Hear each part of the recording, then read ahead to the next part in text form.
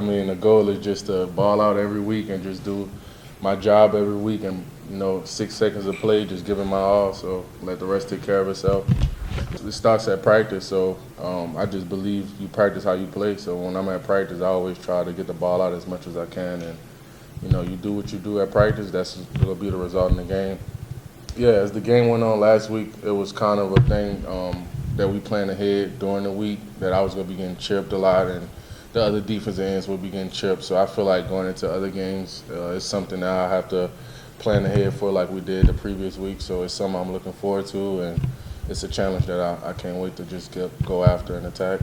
Yeah, no doubt. I mean, me and Coach BT, we get together every day, along with the other guys on the D line, and we just work different moves and setting up different, plays for the tackles and how they go approach us. So it's always good, just the opponent who you face, and you just gotta go based off reaction and your technique and fundamentals. It's all about your first step, and you gotta make your first step look the same every time. I believe the way you approach the tackle, whether I'm doing an inside move or outside move, it all gotta look the same. So it's all about just getting out there on the first step, and then once you get there, that's when you make your move, making it look the same.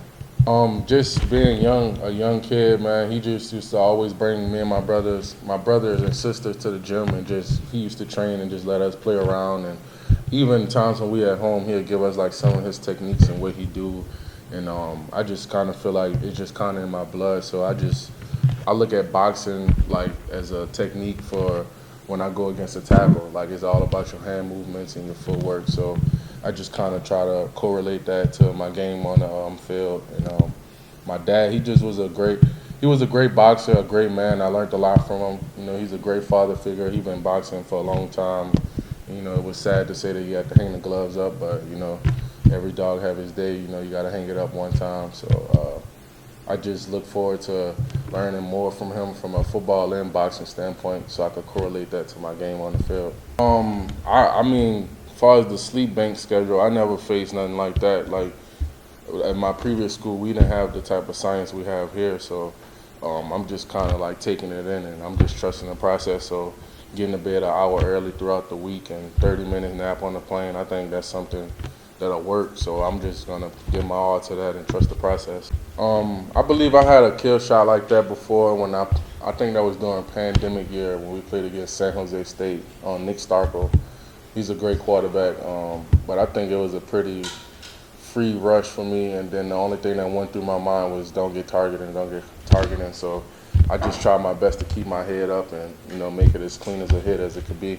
I mean, I believe like before each play, like every time I make a play or if I don't make a play, it's just like a little voice in my head, like before the play or during the play that tells me like, it's my conscience just telling me to, lock in on your technique and your fundamentals and just remember, like try to avoid the targeting because I know it's a game that's, trying to protect the quarterback and trying to protect us players, so you got to play the game right.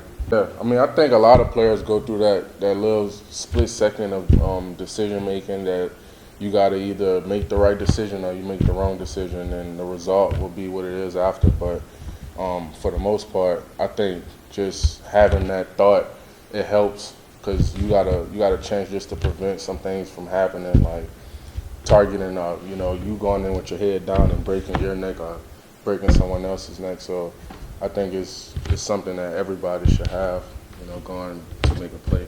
I noticed that that was one of the first things I noticed when I came here in the spring. All the coaches, they always big on pursuit to the ball because you never know what could happen. You never know when you might run to the ball and it might just pop out. So it's something they harp on a lot during practice, and it's something we continue to harp on throughout the season because defensive pursuit is a beautiful thing. Like just seeing all 11 guys rally to the ball, it's nothing like it.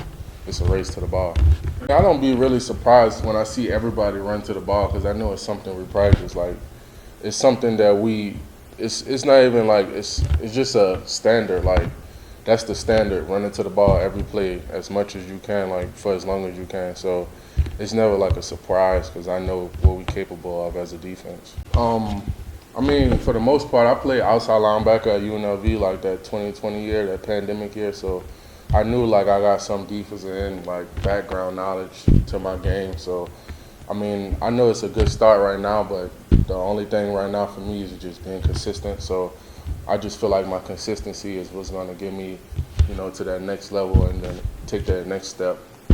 I mean, it was something that I kind of already knew, but it was something that Coach B put it in more pass rush terms, because I already knew in order to, try to get somebody off their spot, you got to make it look the same every time. But just when I have the conversations about pass rush with Coach B, he just put it in more simpler terms, and he just make it more easier for me. So when I do get out there, I could know that I got to take this first step and make it look just like a step if I was about to do the dip or if I'm about to do the spin. So it could set the tackle up to not know what I'm about to do when I get there. It all starts in the film room.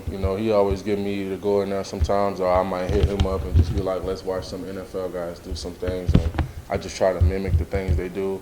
Or even after practice, we get that extra work just to walk through some things and just go through the movement so I could have it down packed for the next day of practice. Von Miller, that's one of my top guys that I like to watch the most. I just like his game and how aggressive he is.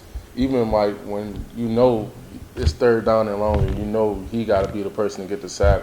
Any other guy, but for the most part, the offense is game planning for him to chip him, and it's just a beautiful thing just to see him get past the chipper and the tackle. So I just kind of look at him and be like, I know I could do that. So that's just somebody who I'm gonna continue to look up to, and his game and the way he approaches it. I mean, it's a challenge that I'm excited to, and I'm excited for it, and I'm looking forward to it. I mean, at the end of the day, it's not about who we playing; it's about us. So at practice, I'm just more focused on us as a defense and me versus me, because at the end of the day, I'm only gonna be as good as I am, and I gotta be the best version of myself every day.